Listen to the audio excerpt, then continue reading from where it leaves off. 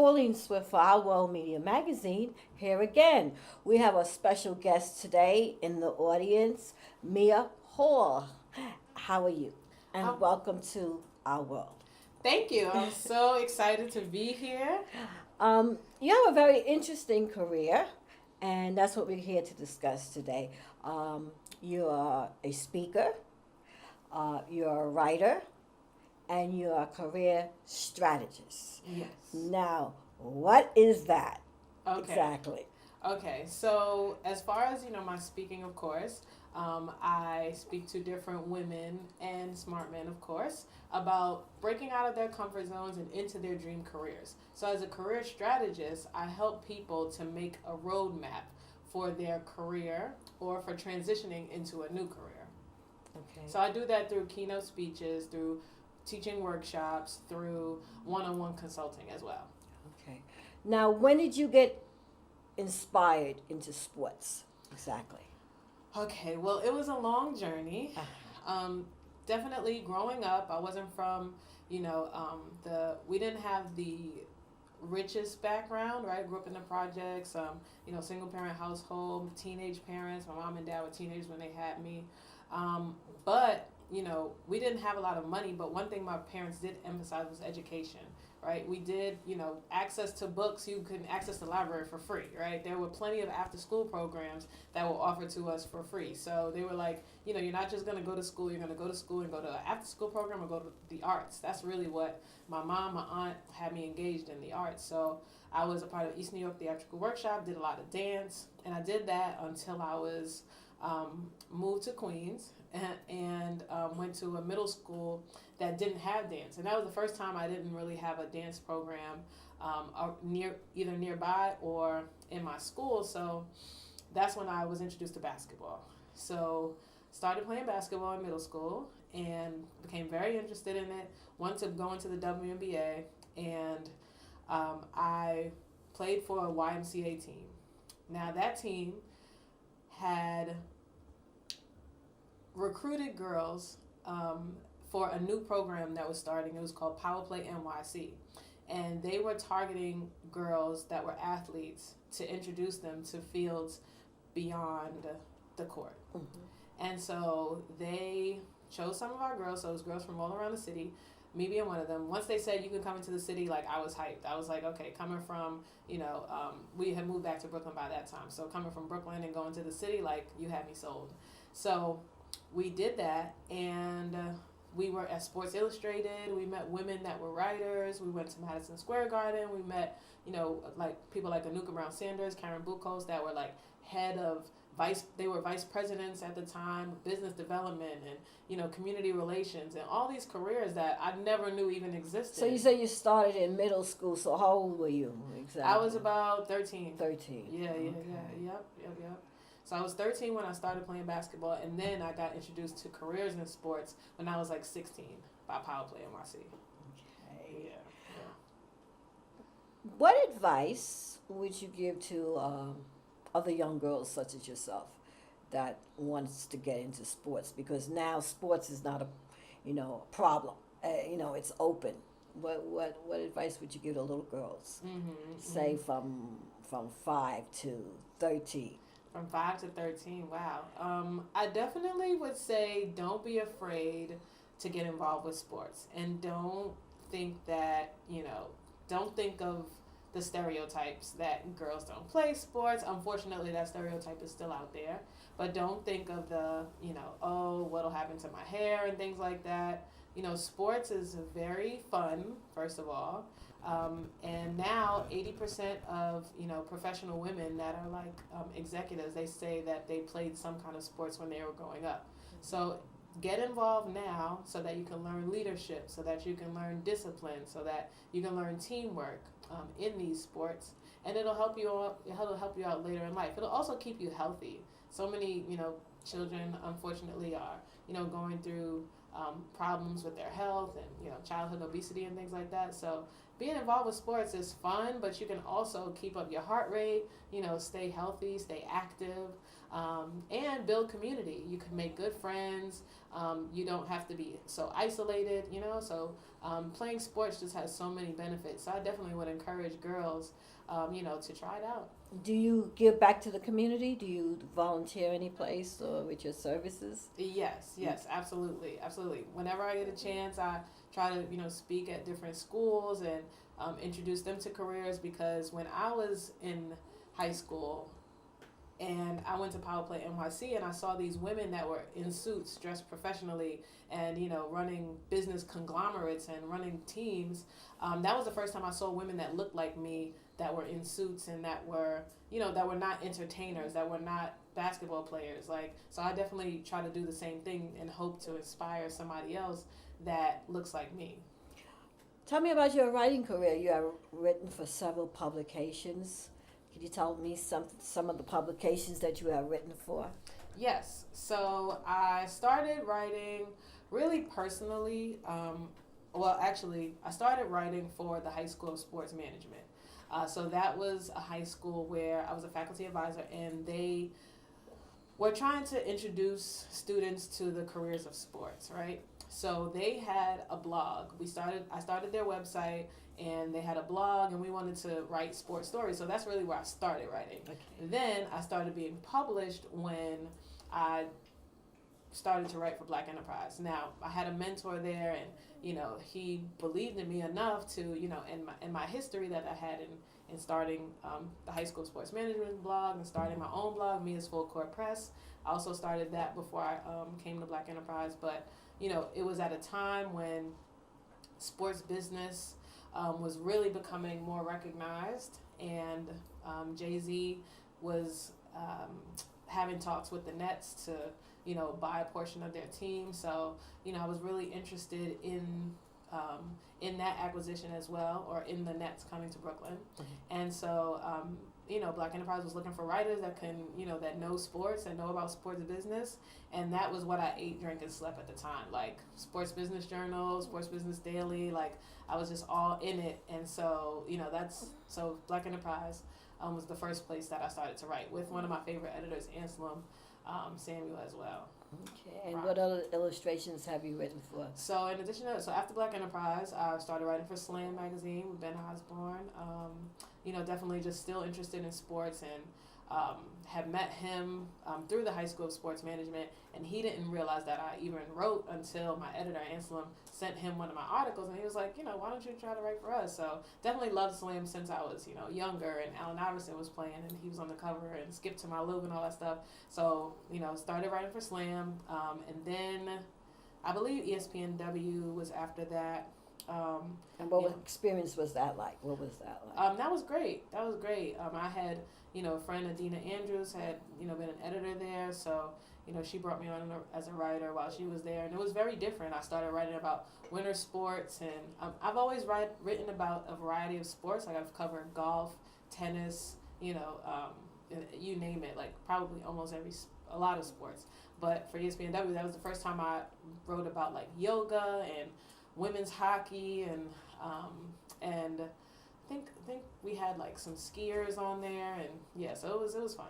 Mia, I want to ask you something. I know you're from Brooklyn, mm-hmm. and you grew up in the projects, mm-hmm. and you are actually a success story. Mm-hmm. People sometimes they get stuck in a certain type of environment, mm-hmm. and you haven't. You have your BA. You have your master's. You have a very, very successful mm-hmm. career. Can you tell me a little bit about your college life? Mm-hmm, absolutely. So I definitely am thankful, for my experiences, growing up in humble beginnings. Like I said, my family emphasized education. And they really helped me, not only my family, my aunt, my uncle, my cousins, everybody, but also the community around me. So, like I said, when I was in East New York Theatrical Workshop, I had people that believed in me and, were egging me on to, be the best dancer that I can be. And then when I went to after school programs in middle school, I had those coaches, my basketball coaches and my after school program leaders, my Latin teacher, telling me that I can do, great things. So really, just all of those people inspired me and told me that no matter where I came from, that I can do whatever I really put my mind to and whatever I believed in. If I could see it, I can believe it, and if I could believe it, I could achieve it, right? So those are cliche, but those, really are what happened to me. So when I went to these programs and I saw these women that looked like me, it inspired me. They said they got their education. So I said, you know what? If they got their education and they got to this point, I need to do the same thing. Like, even though I know I wanted to play basketball, I still thought that education was important because they said so. So I bust my butt in high school. I really worked hard and got a scholarship and was able to go to Hampton University. Very important. I love HBCUs, and I feel like that, really shaped a big part of who I am. I met a lot of friends there that I'm still friends with today, and I definitely thank them for their accountability. And so while I was at Hampton, it was hard to transition in, but the people there, the teachers there, they really cared about me. Seeing other brown faces that looked like me, I told you, I was inspired by the professional women that looked like me. Then I was inspired by the students that looked like me and that were working, very hard to get to where they were, and just so smart in the sciences and the arts, and, just doing their thing. Like, so that inspired me to be better, to do better. You always want to do better there. Standard of excellence. And that inspired me to, I was in an honors program there, and they had a advertisement for a study abroad program. I knew that I wanted to study abroad because of all the other people that were traveling. And so they had a program where you could go to China and teach for a few weeks. So I applied and I got into that program. And so, I went over there, learned a little bit of the language. So now when I come back to the States, I say, Ni hui sha pu dong hua ma, when I meet like Chinese people at the Chinese restaurant and, like nail places and stuff like that. Not to be stereotypical. Or when I meet Asian people. People that speak Mandarin. But yeah, so I had a travel abroad experience there. Definitely a strong foundation there in the ministry that I was in out there, and the church family that I had out there at Beulah Tabernacle, and also people that my mentors, right? So I had mentors back home that when I said that I wanted to go to grad school, I actually called on them to help me out with the application. So I found out that there was this scholarship the year before I graduated, that you had to be applying to one of the top schools in your major in order to get the money. And so I needed money, you know what I mean? So I was like, well, let me start to look at these top schools. I heard about it from Dr. A.R. Bernard, and it was the Harvey Fellowship. And I said, let me start looking at top schools. I laughed about it after church with my dad, like, ha, ha, ha, like, what if I applied to, like, Yale or Princeton or something like that? Like, wouldn't that be funny? Like, because he, is from Brownsville. Like, he's from the same place. So, so anyway, I looked at all the Ivy Leagues. I looked at Harvard last because I thought it would be the hardest to get into and the most expensive. But after looking at everything else, I didn't really like their program. So I looked at Harvard and I was like, you know what, this looks like, a good program.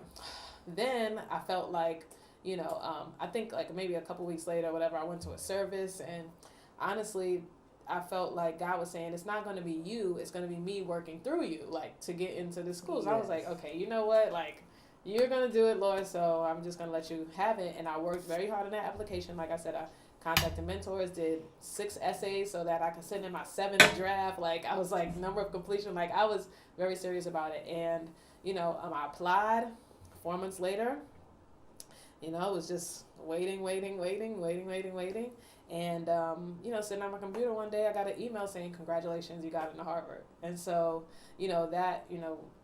after that, I went and had a very good experience that, I wouldn't trade for the world. And I'm thankful, like, for every experience, for Pink Houses, for just growing up where I did, and, for my family, just believing in me and believing in you are a true success story, and it's so wonderful to be able to talk to you. Thank and you. for you to share with the public your experiences. Thank you. Where do you see yourself in the next 5 to 10 years?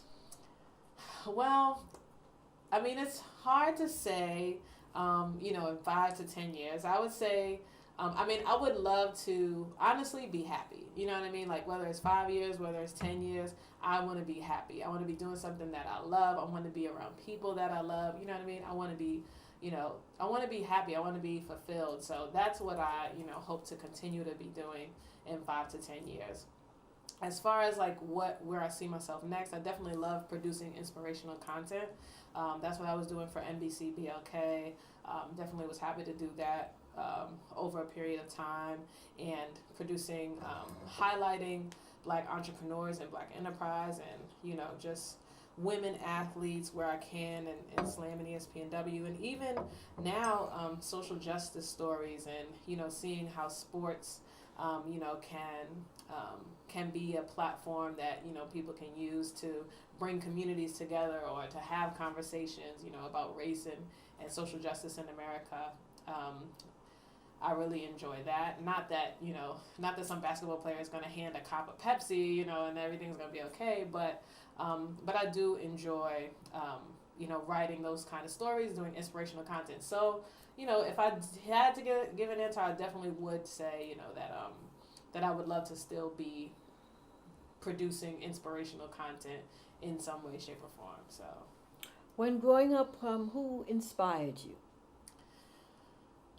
I would definitely have to say, on Earth, my mom. I saw her working, very hard to, pay bills, and to provide for me, to move out of her mom's house, because, when I was growing up, we lived with my grandmother for a while, but, my mother, she worked hard enough to get her own place, and, even when she had to come back, she still, got her own place again, and always made sure that I had, food on the table, clothes on my back, like, regardless of what she needed to do. So she definitely inspired me a lot. I did used to, me and my dad have a great relationship. I definitely grew up around my dad, so he didn't live with us, but he was definitely there, so he was an inspiration as well. He's the one who introduced me to the church that I've been in for, the last almost 20 years now. So definitely, just seeing him working hard, and he's big on working out, and they both are the ones that help me to, like, cut down my meat intake and things like that. So so I would say that my parents definitely are, a big inspiration. Now, I see you on TV. Are you going to continue doing that type of work? Yes, if the opportunities come, I'll definitely still continue.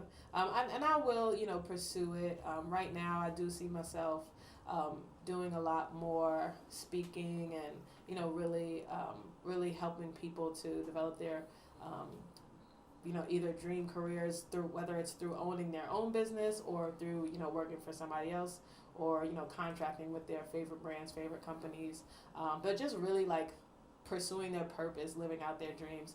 So I do see myself, speaking more, but, I love to interview people. I love to speak to people. So I don't see myself stop doing that. Why do you like doing it? I know I like doing it, but why do you like doing it?